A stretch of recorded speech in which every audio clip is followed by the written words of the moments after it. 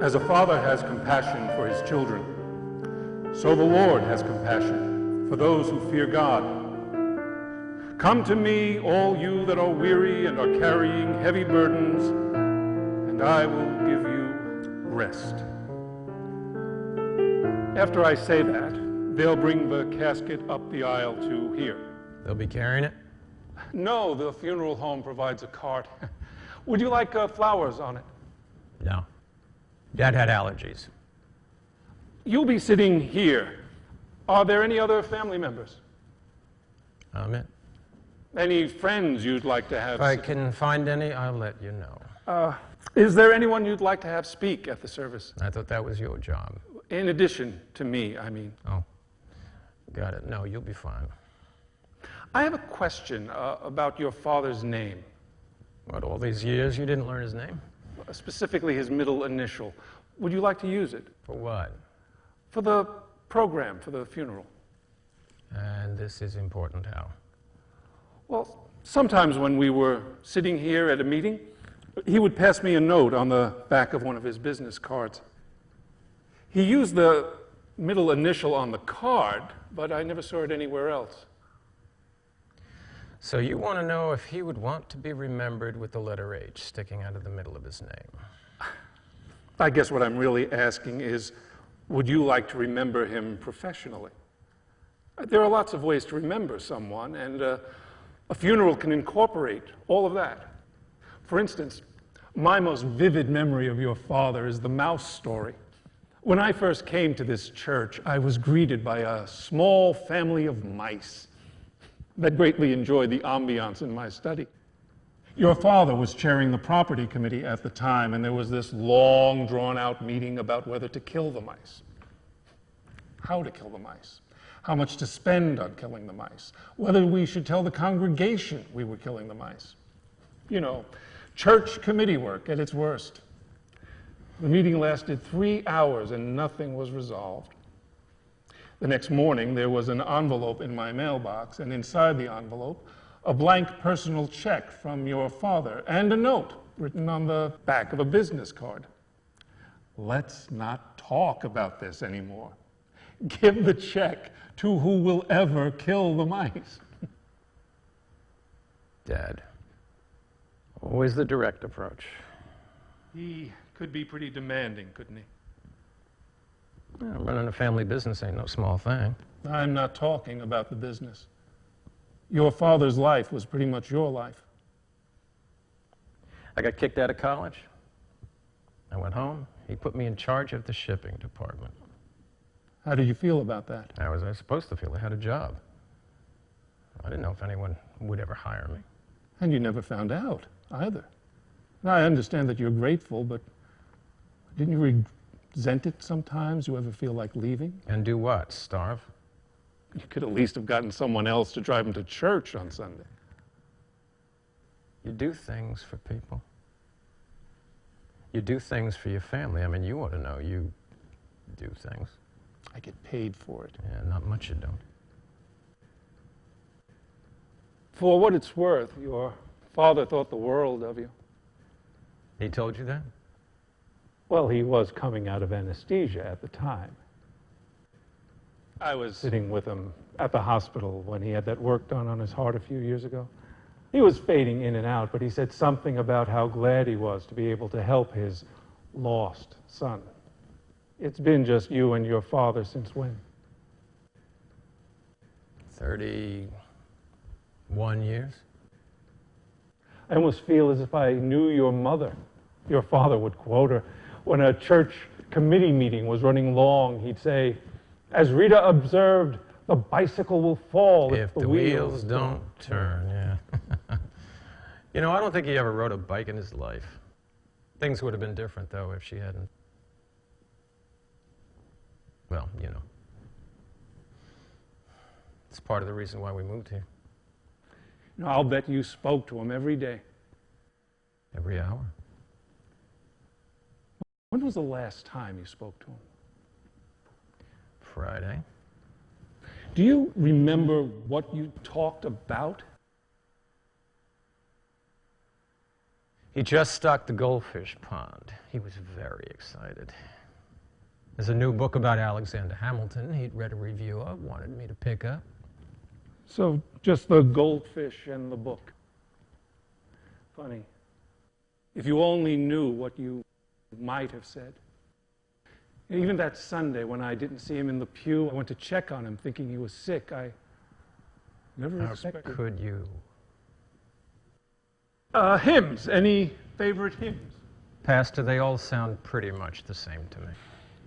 Yeah, I hope it won't embarrass you if in the eulogy I mention that you were a great help to your father. Working for the family company, driving him to church every Sunday for the past 5 years, that's quite a sacrifice. It was no big deal. And it was 8 years. Sad I had nothing else to do except sleep, and well, depending on how your sermons were going, I'd get to do that. I shouldn't tell you this, but... You noticed? You snore. Oh, God. I promise to keep the funeral short. Your father's eulogy will write itself. Before I write the eulogy for Monday, I still have to finish my farewell sermon for tomorrow. You get pretty stacked up. It's been a pretty full week. Yeah. They had questions for you, too. The police really think. So what are you going to do tomorrow? I mean, you going to tell everybody off? What's your last sermon? And you're out of here. If I were you, I would get up there and say, all right, you knuckleheads, you want to know what I've really been thinking for the last 10 years? I confess, I have thought of that. Yeah, you won't do it, though. My preaching professor always said, whenever you preach, always preach to yourself. Otherwise, you're just scolding the congregation. So, what's it about? The sermon. Forgiveness. For or against? I haven't made up my mind yet. You're not kidding. Well, I think there are several ways to go about this. I mean, from childhood, we're told that God is a righteous, wrathful, but forgiving Father. How does God mix wrath and righteousness and come up with forgiveness? Well, it's a little too complicated for me, but maybe for your last sermon, you could uncomplicate something a little less... Complicated. Yeah. You know, maybe you can help me with this. How? Well, I have a presumptuous question to ask. Okay. It's about you and your father. Whoever killed your father is still out there. If he were here, would you forgive him? If he were here, I would put my hands around his throat and squeeze until his face turned blue and his eyes bugged. I can understand that. And if you saw him lying there, I'm sorry, I shouldn't. It's okay, you found him. When he didn't answer the door, I just went inside. And... Actually, you know, I've been meaning to ask you about that. When they make you a preacher, does that mean you can just walk into people's homes? I've had older parishioners who have fallen and can't get to the door, and the door was unlocked. Did you tell the police that? Probably. They have about 20 different ways of asking the same question. Yeah, tell me about it. Well, you've had the... I believe they call it the full treatment. It's funny, you know. I've known some of these guys for years. We play on the same bar softball team, and then something like this happens, and they become like cops. I've spent enough time with them. I feel like we're old friends. Mm-hmm. I've invited them to my farewell sermon. Are they coming? I don't know. They did ask how long I'd be in town. They still have questions. Don't we all? They don't think that you... Why would you kill my father? Why would anyone kill your father? Did I give the answer you were looking for? Excuse me? I've not forgiven the guy. Does that make me bad? It makes you human, George. So you're really not sure? About what? Forgiving the sermon. Oh, right, right. You want to let me hear it? It's not... Hey, I'm here, I'm awake. Come on, let's have a sermon. Just so I can hear what you got. And if I don't like it, I'll forgive you. Thank you, George. It's nothing.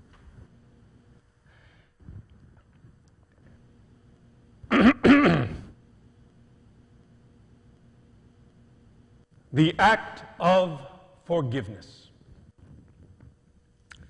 is not understood by most Christians. We are commanded to forgive. We are often in the dark as to the nature and the consequences of that act. Moreover, we are generally at a loss when the idea of forgiveness is held up against a particularly heinous act. Whoa, what's that?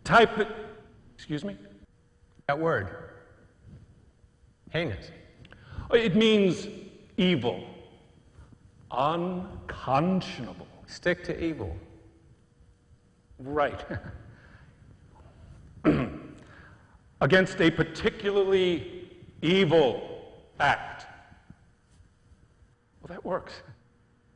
The type we normally think of as unforgivable. For the next few minutes, I would like to analyze three aspects of forgive, the effect of forgiveness, the emotive and cognitive elements of forgiveness, reflecting related issues in the nature of atonement. We find ourselves at a crossroads.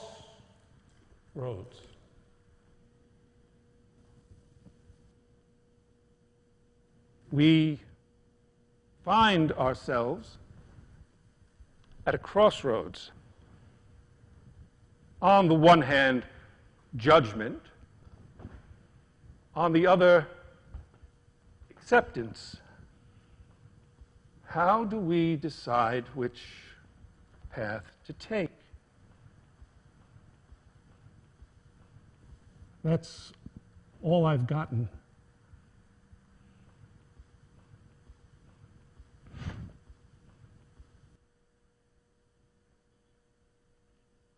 That was great. Don't change a word.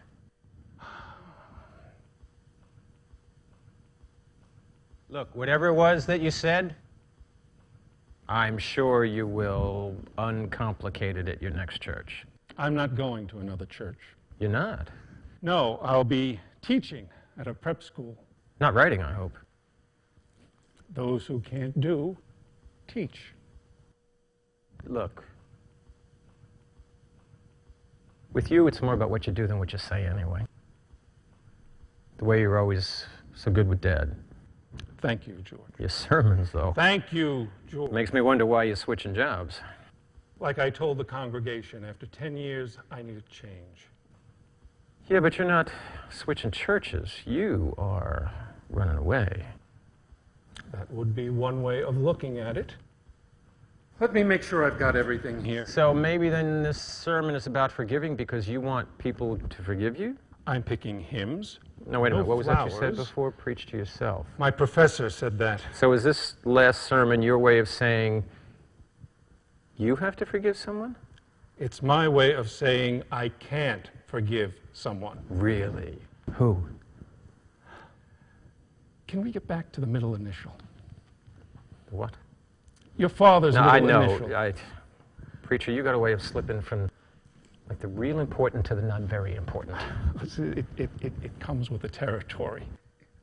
I was once called out of a marriage counseling session because the Sunday school superintendent needed to know at You're that doing it minute- again. What? That's all right. Leave it alone. I say whatever's on my mind or whatever you can get out of me when I'm not looking. But you get to keep whatever it is you want under those black robes George, of I yours. never meant... No, it's all right. Just do what you do. No flowers. You pick the hymns. Use the middle initial. You know what? Use the entire blasted middle name. It's God. No, it's Horace. We're not talking about the same thing, are we? The person I haven't forgiven. It's God. Really? What has God ever done to you? He's let me off pretty easy. But I look around and I see a world that defies sense. A gentle, generous old man is taken from this world in the most horrible fashion possible, and we're expected to probe our hearts and find comfort after that. I'm beginning to wonder if the reason God is so forgiving is that He's hoping that we will return the favor and forgive Him. I'm leaving because I don't believe in Him anymore. But you're talking about Him like He exists. I didn't say He doesn't exist. I don't believe in Him. Okay. Did I just leave the room again? I think He's out there running the universe. I just don't think He's doing a very good job. This is weird. You got people out there that believe in Him, actually trust in Him, because of you. Those who can't do. Let's see if I've missed anything. Pictures. What about them? Well, you don't want any flowers on the casket. We could display some pictures. There aren't any. There aren't any?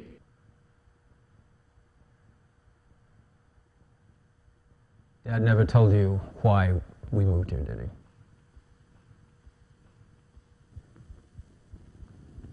he? My mom died in a fire at the house. I was home from college, and we were getting ready to go to the mayor's house for dinner. We were just set to leave, and Mom got this really bad stomach bug. And my Dad wanted to stay home, but Mom insisted, so we drove over. How did the fire... Wiring. Bad wiring. And your mother? Well, the fire department got her out. Hospital did all they could. She lived for almost a whole day after that. Okay, then. No pictures. No pictures.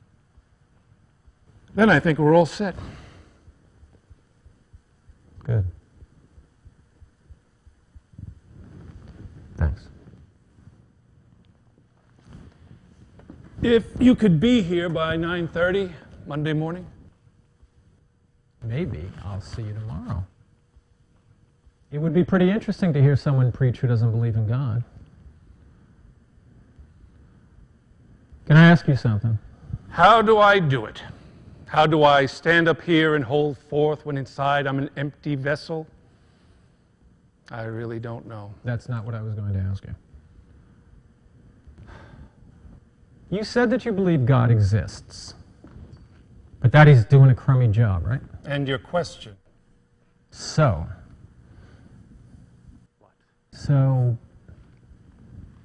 what are you going to do?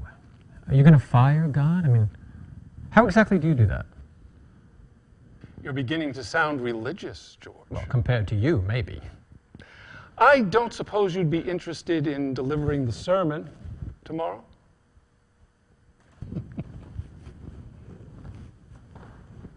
Well, now there's an idea. What would I say? Doesn't matter. It's not like anyone's listening. Oh, I bet I could get him to listen. How? Just by showing up. I stand up here and everybody out there will listen to every word I say. Why? Because they think I'm going to confess.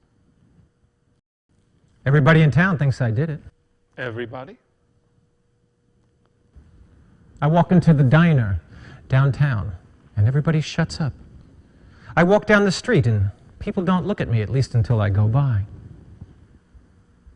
You have no idea what that's like. I stand up here,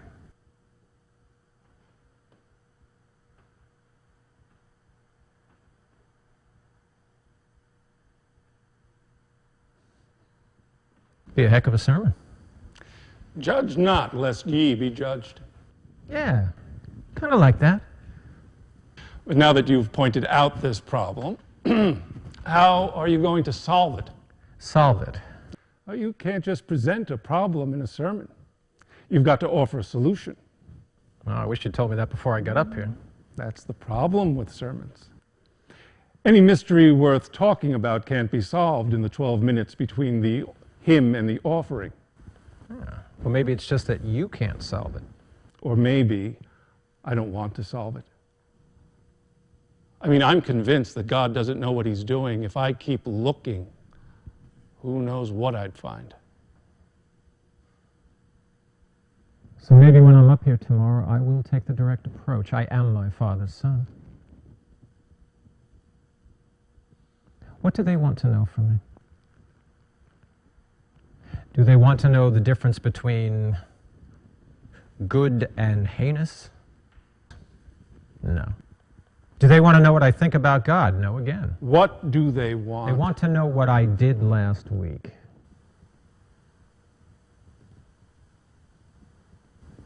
I'm going to tell them, you can't just look at the obvious. You can't just look at what seems to be sitting right in front of you. You have to look at everything all around you. Such as? You see an old man alone, except for his son. And one day the old man is taken, and people ask, what did the old man have that the son wanted? Money? Well, the son's got more money than he needs anyway, so... What about independence? No, that's not all it's cracked up to be. Then what? Then for the son, maybe nothing. But for someone else, who knows? So there's someone else? There has to be someone else. Who? It was someone who was there. I know that sounds obvious, but as much time as I've spent around the police lately, I've learned one thing. They're really big on the obvious stuff. And it was someone who was there who was not so much mad at the old man, but maybe someone who was just mad. Just mad. Mad at things. Mad at life. Mad at God. And maybe that mad had nowhere to go except to the throat of a weak old man. I told them what I saw, George. And they kept coming back to you and asking you again, and asking you another way, and then they asked you the first way all over again. The police are interested in you. How many times did they talk to you this week? I found the body, for Pete's sake. Of course they're going to ask me everything they could. Including where you were Sunday morning. Right here. Right there. Early Sunday morning, before you were right here, right there. You know, George,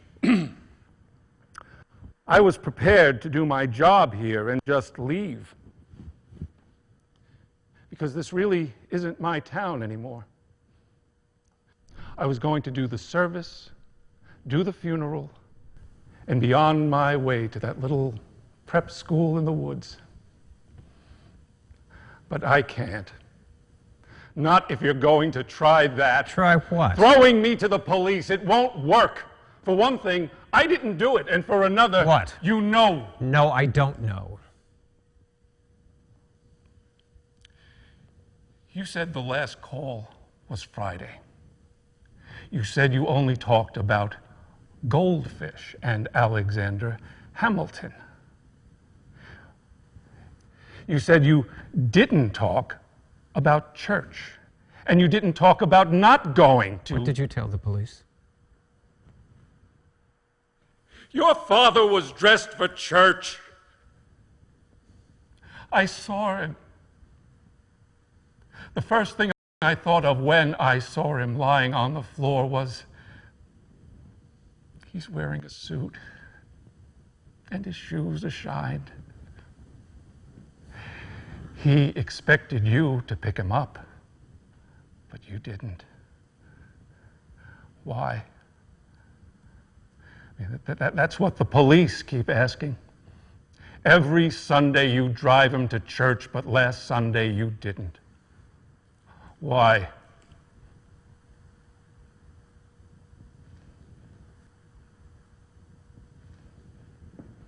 Because he died. There was something I didn't tell you about the night of the fire. It wasn't bad wiring. What was it?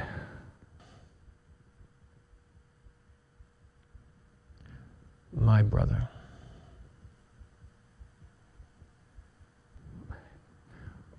You have a brother? He thinks pretty good.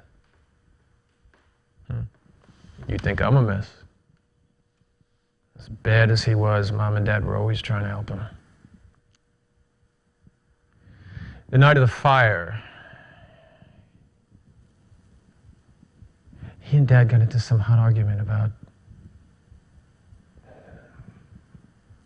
I can't remember. But he stormed out. We drove to the mayor's house. If Dad and I had walked, the car would have been in the drive and he would have known someone was home. Later on, he said he was just trying to burn down the garage. Did he go to jail? No. Dad worked it out with the mayor, the fire chief, and the police commissioner. They all agreed to rule it an accident, and in return, my brother never set foot in town again.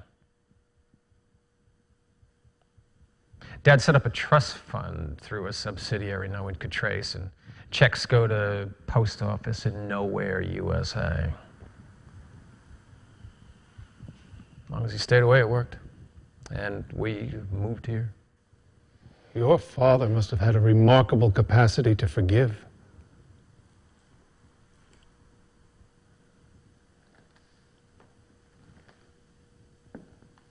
It was my mother.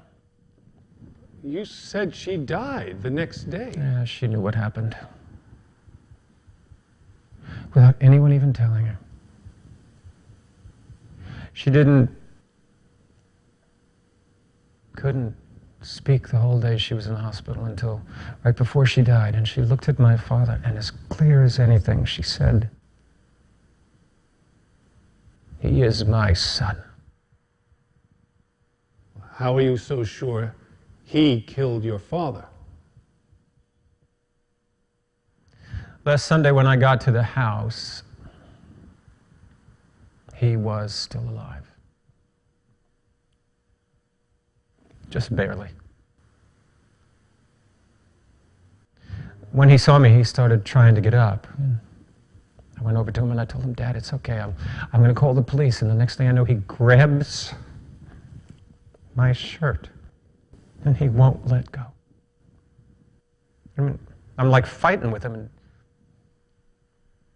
I said, "Dad, I'm going to call the doctor, but I can't get his hand loose." So, finally I give up. And he just looked at me. And he took a long breath. And he said, "He is my son." And then he was gone. George, the police think... I know what the police think. It's what I want them to think. Pity's sake, why? To buy time so he can find a new town, a new name. George, he killed your father. And my father told me what to do with his last breath. I can't do anything about that. Besides, if I told the police, what would I be doing?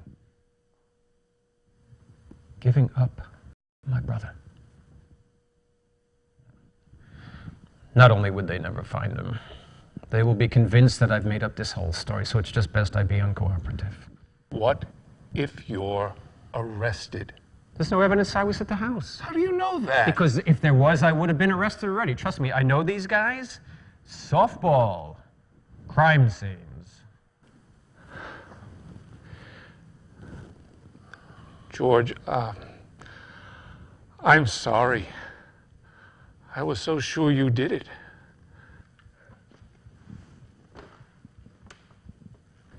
Even though I didn't believe you could have. And that's my problem. The police have to believe I did it, even if they can't prove it. The police may find out the truth. Well, not from me, but they might. Pastor, you are a lot like the police. You say you're looking for the truth. You think you're looking for the truth. Do you know what you're really looking for? You're looking to take everything that you see and put it all together so that it makes sense.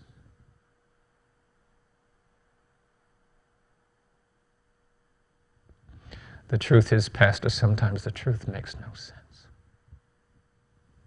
So you have forgiven him.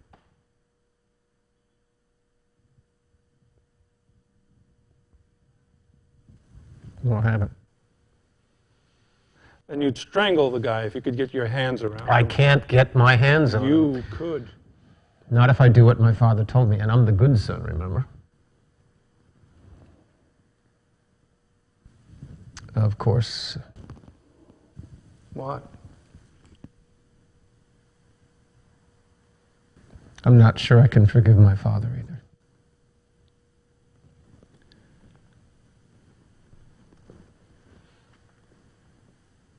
$9:30 Monday? Right.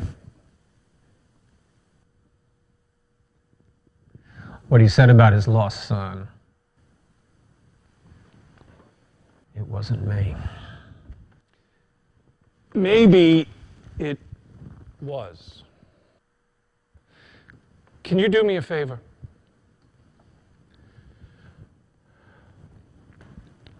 Yeah, I guess. Pray for me. I'll give it a try. Pray for me. Yeah, I'll give it a try.